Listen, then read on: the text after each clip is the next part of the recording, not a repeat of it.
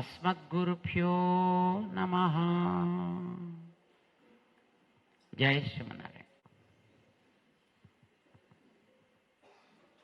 पद्मासनोपविष्टं परपदयुगले निविष्टचैतन्यं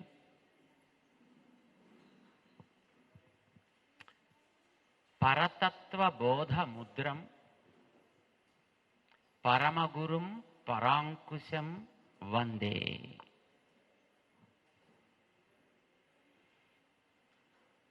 We are really blessed by great scholars who assembled here to enlighten us with the secrets of our scriptures, focusing on our great Acharya or our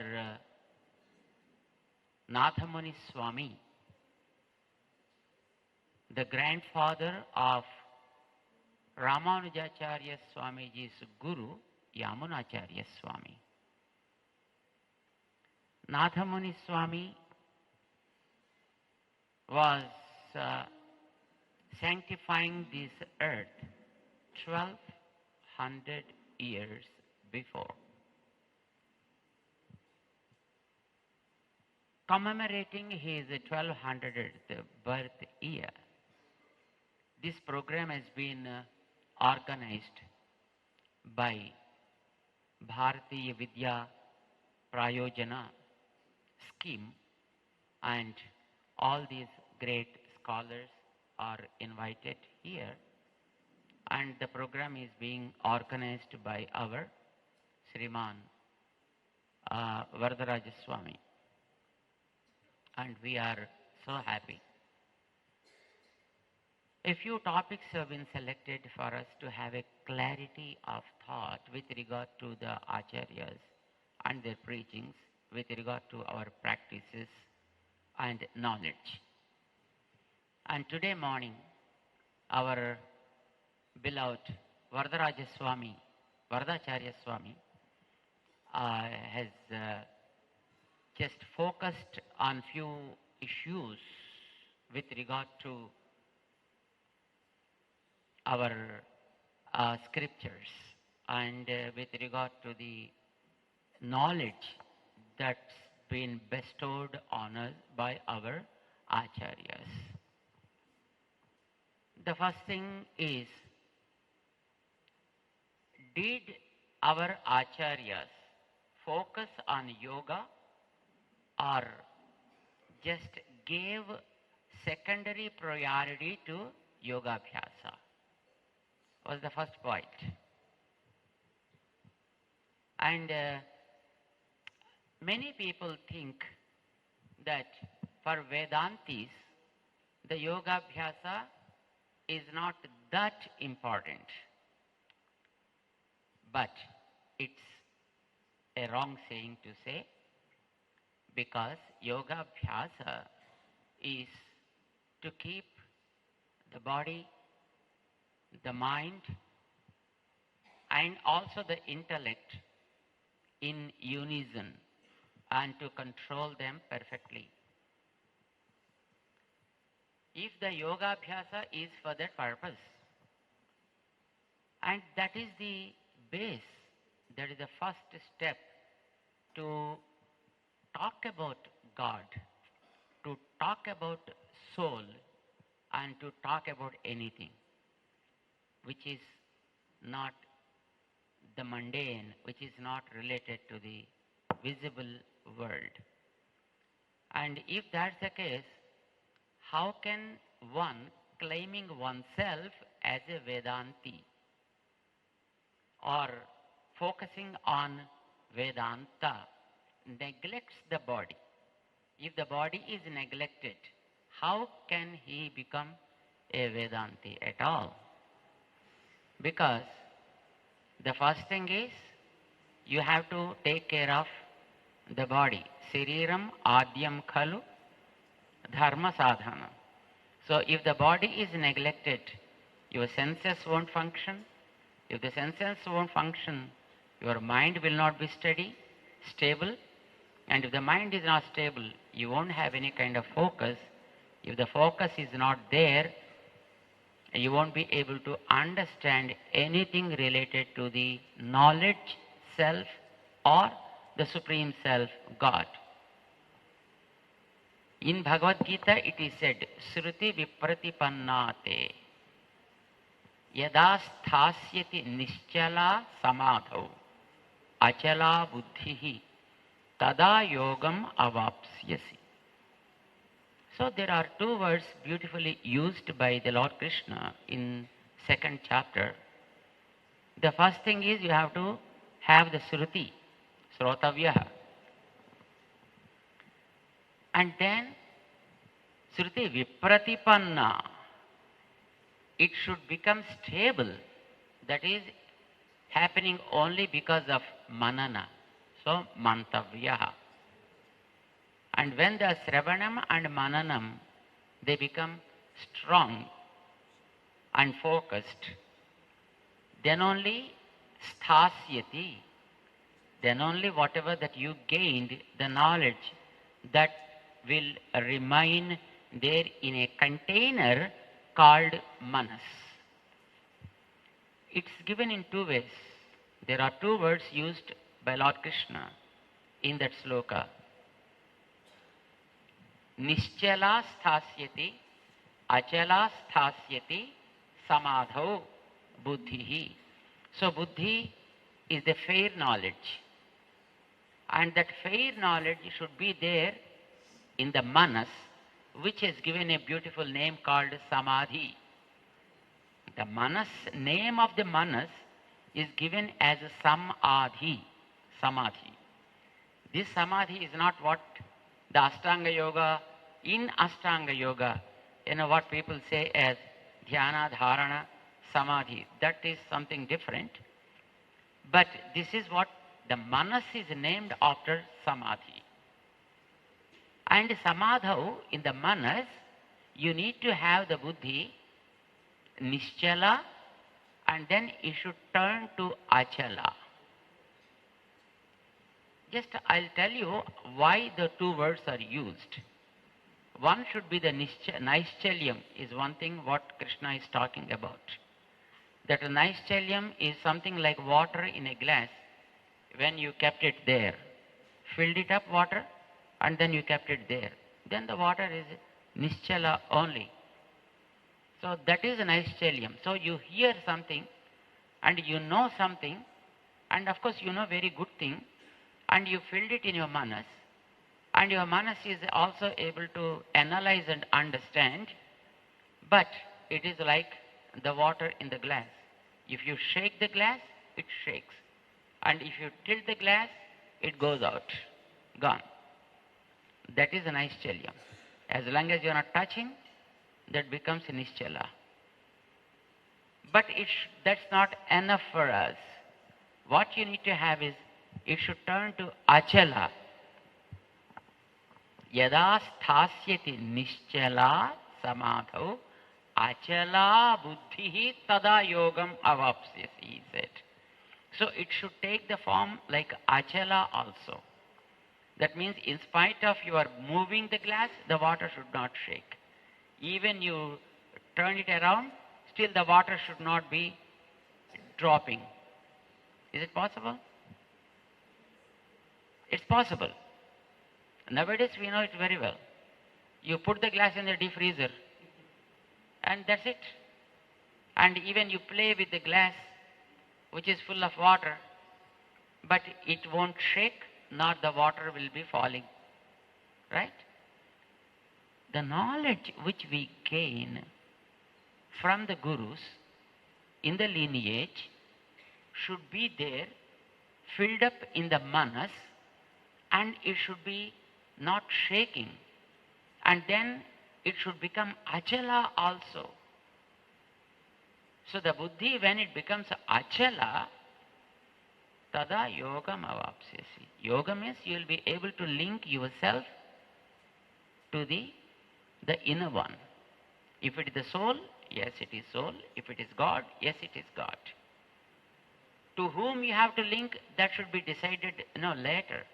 But the process is the same for either the Atma Darsana or Paramatma Darsana. For both it's the same thing.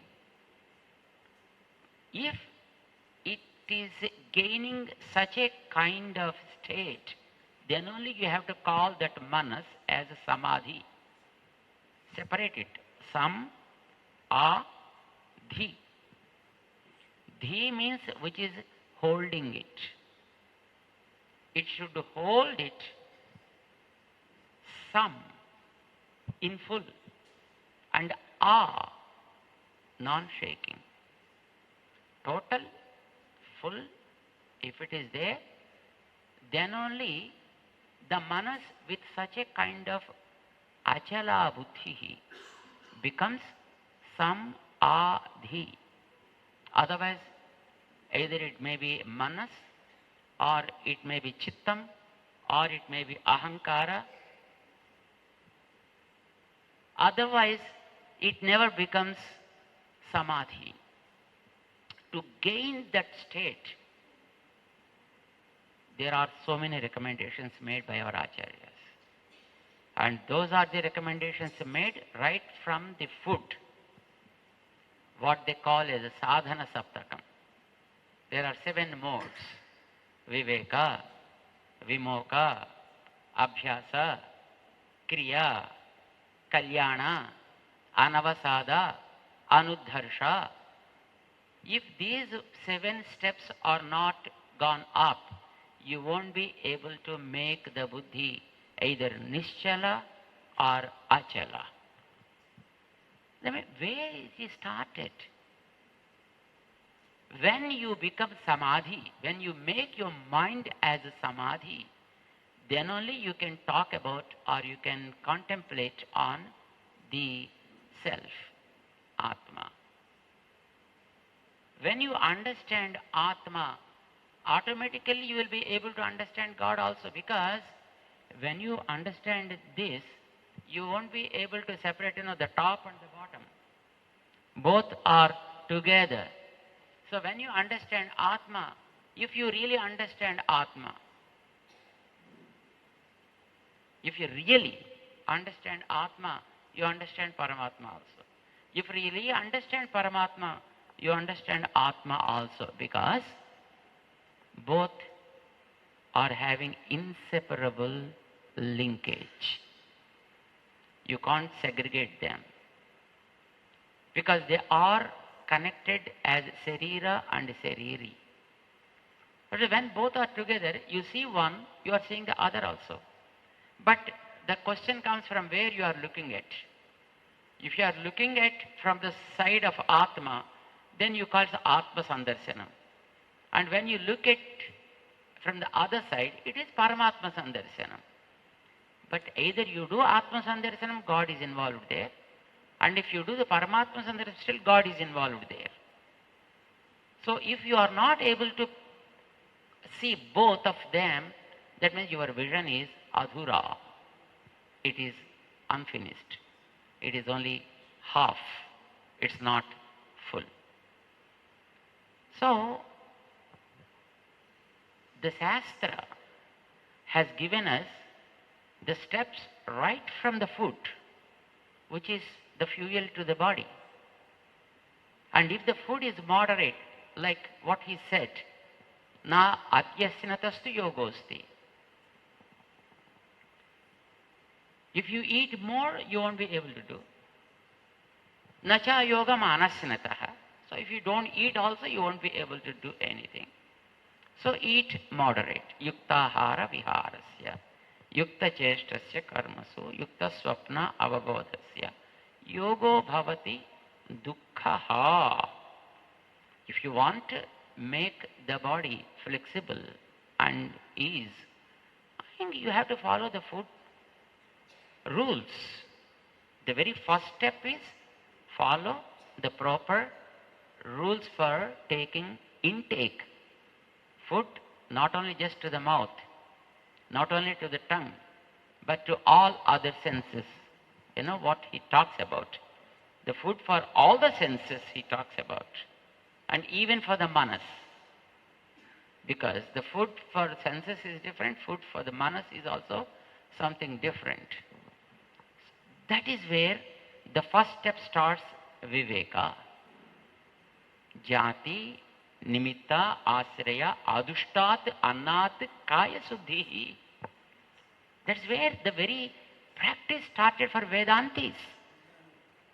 This is what the yoga abhyasa people also do. When you go to yoga practitioner, I think first they put you in the fasting. Then they start something, lemon juice or something like that for 7 days. Then they start giving you something so that your body becomes flexible, where you can start yama, niyama, asana, pranayama, pratyahara, dharana, dhyana, samadhi. So now all these things start only with the food. That's where even the Vedantis also talk about. So how can we say that Vedantis neglected yoga? Never. They never neglect, especially as our the professor from Odisha, Mishraji, Godavarish Mishraji, morning very rightly said, it is Ramanujacharya Swami who brought good from every school of thought. From every school. There is the Sankhyas are there, Yogas are there, Vaiseshikas are there, Mimamsakas are there. Ramanuja never ignored anybody. He took from Sankhyas also whatever is needed. He took something from the Yogacharyas, whatever is needed. He took from the Vaiseshikas and from Nayayikas and also from Mimamsakas. Whatever is needed, there is good at every spot and at every place. Whatever is needed, that he picked it up and then put it in the practice and then gave his concept. Wherever there are some kind of lacuna, that's where he added, bringing it from the scriptures. That's what Ramanuja Swami did. So, we can't say that we don't care yoga practices. But those who are practicing yoga, or they call as Ashtanga yoga, they are limiting themselves only with a kind of practices, and there the whole thing is ended. That only becomes a part of the whole. They are missing the tree for the sake of leaf. Focusing on the leaf and ignoring the tree. And there are some people who talk themselves or call themselves as Vedantins. They talk about, the God, the Supreme, Paramatma, and Jivatma, whether it is the illusionary or stuff, something like that. But there, they ignore the leaf, they talk about the tree. Don't miss the leaf for the sake of tree. And don't miss the leaf also for the sake of tree. And don't miss the tree for the sake of leaf. We need both because each are interdependent. This is what Ramanujacharya Swami adopted just in brief. So he accepted the yoga, and to the extent it is needed, so that you need to have a kind of control. Talking about the yoga and talking about the food, don't forget about the ultimate goal. Some people focus only on this, they live only to eat the food, like, morning you do this, because they follow the time systems.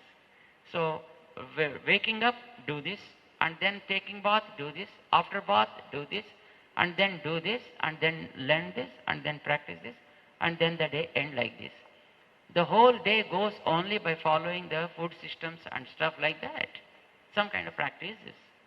Not ultimately focusing upon the goal of the life is, to understand the one who is behind us came to just, bring us out of the bondage. So, Ramanuja Swami accepted all the schools. He never denied the efficacy of any school. but where the role of it is there and where it fixes, where we have to fix it in the whole practice. We take the Indian map, right? Scribblings. They separate it and they fix them again and they see the whole picture. Like that, from every darshanam, he picked up whatever is related to understand the goal of the life. Whatever is to be seen, drashtavyaha. That drashtavyaha is more important. Yatha drashtavyaha, tadha nididhyasitavyaha is what our acharyas, made very clear for us. But that never becomes the pratyaksham. And we can't take it as a separate pramana also at the same time, because it's already given in our scriptures. That is falling in the pramanam of Sabdam. And whatever you are able to contemplate on, that you are able to you infer out of it, there's also there in the Anumana Pramanam. But you can't take it into Pratyaksham, because those people who talk about I have seen and I know, and you don't know how far they have seen. You don't know whether they are really seen or not. Whether they are talking what they are seeing or they are talking something what they heard, that also you don't know. So it is something with regard to the unseen picture to others than the one who speaks. And that never falls into the Pratyaksha Pramana. So Pratyaksha Pramanam becomes which is very visible to the akshas, to the senses. Then only it falls in the... That's why our acharyas very clearly said it is Pratyaksha Samanakara. It's not Pratyaksha. Pratyaksha Samana. But even that Pratyaksha Samana Akara, it becomes when the bhavana becomes so severe. Then only it becomes Pratyaksha Samana Akara. Otherwise, it's only just expression of their own scholarship. That's it. There it is ended. So, you need not take another pramanam than the three whatever already accepted by the lineage of our acharyas. Pratyaksha, Anumana and Sabda. No fourth will be there. There is no scope for any third pramana at all. And you raised another question like the Atma Darshanam and Brahma Darshanam. We already told. And if the Atma Darshanam, it never becomes a Pratyaksham, and it may become Pratyaksha Samana, Darshana Samana Akara. That's pretty much individualized. It's not a common thing for everybody. That's only Vayaktikam. Right? Nammalvar experienced the divine presence of the Lord. It doesn't mean that God appeared in a physical form as we see the objects of the world. It is in his bhavana. That bhavana is so strong that he is really, literally, he is as if he is seeing the Lord in his presence. But Lord need not come exclusively for someone. The reason? He is always there. He is sarvavyapi. Antarbahishya tat sarvam vyapya narayana sthitaha. So he is there. But Nammalvar is able to feel it. Nammalvar is able to realize that. So also Nathamuni Swami.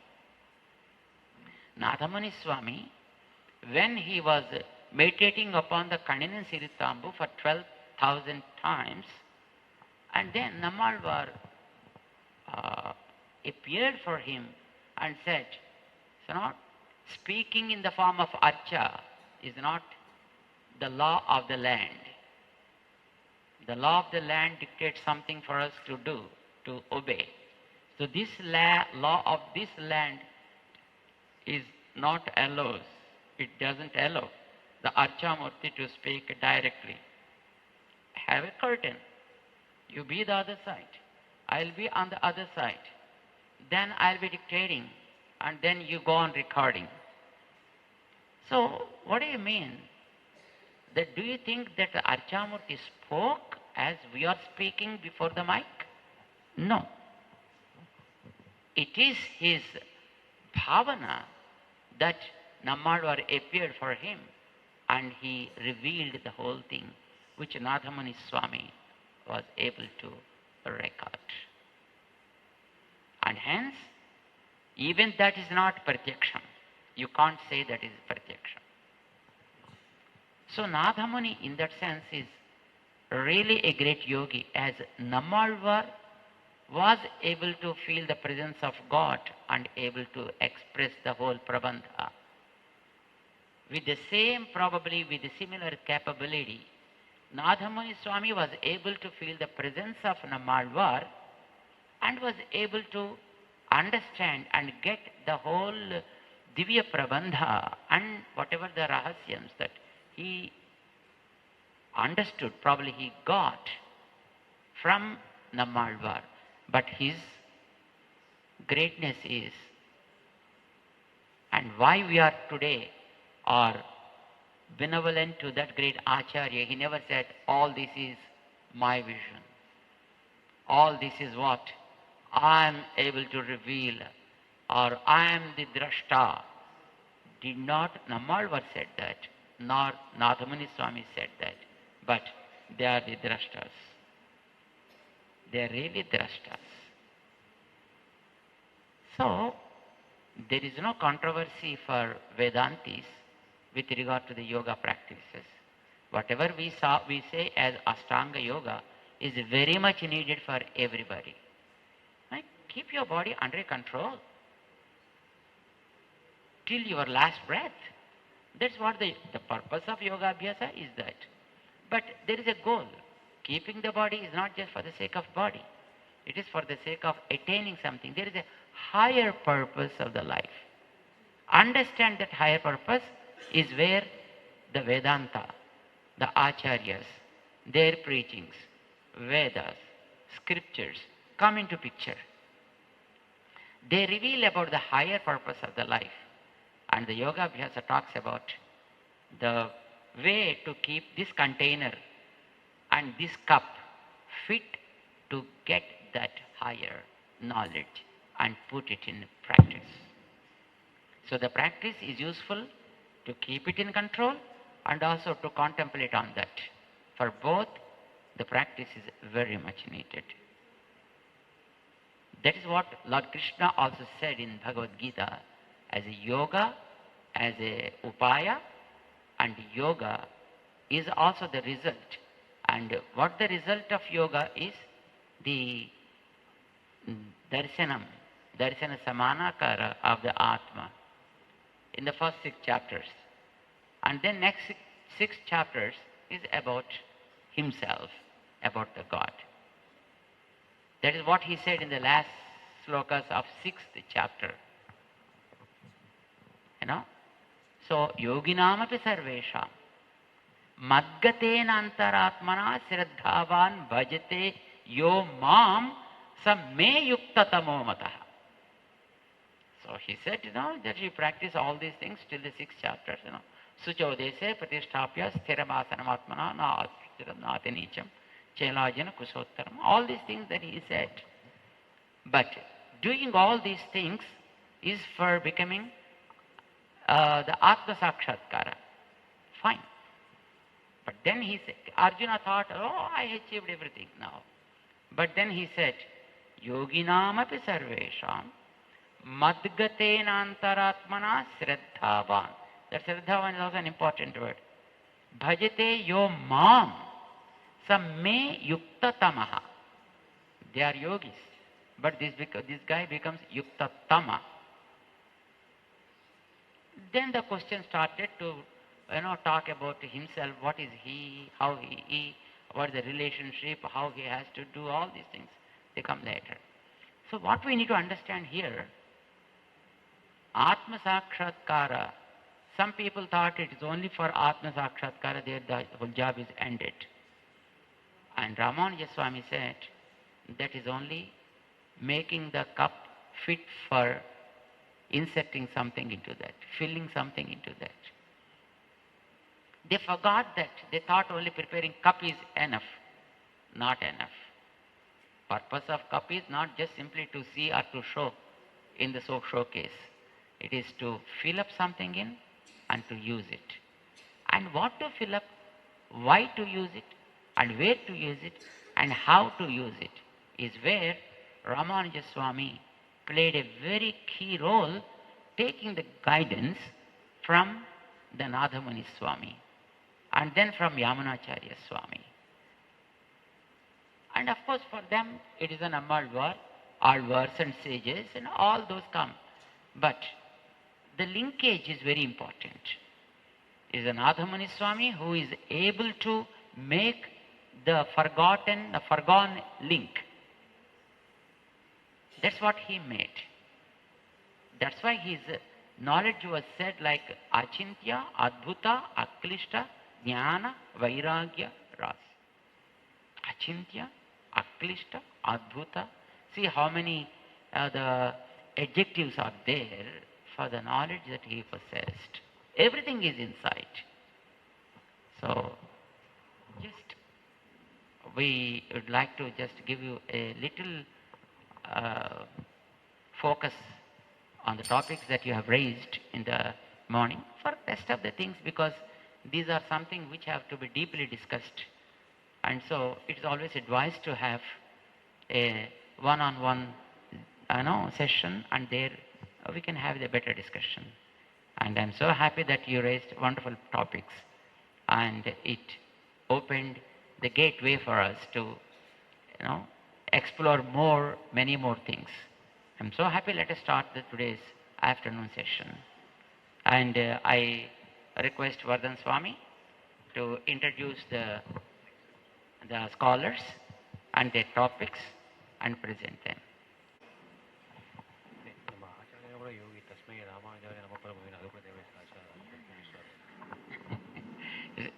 Not necessary really, but our Vardhan Swami just reminds us, even the Ramanujacharya Swami was considered as the greatest of the yogis.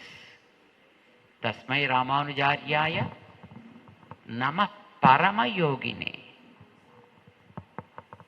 But there the yogi is a doctor. Yaha Sriti Smurti Sutranam Antarjwaramasi Samat. Wherever there is a disease in the minds of the people in understanding the real inner sense of the scriptures, there he is able to inject the proper medicine.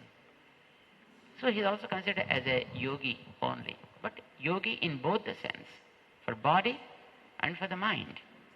Because of that reason, the body that he used is still intact in Sri Rangam. There is the power of that yogi.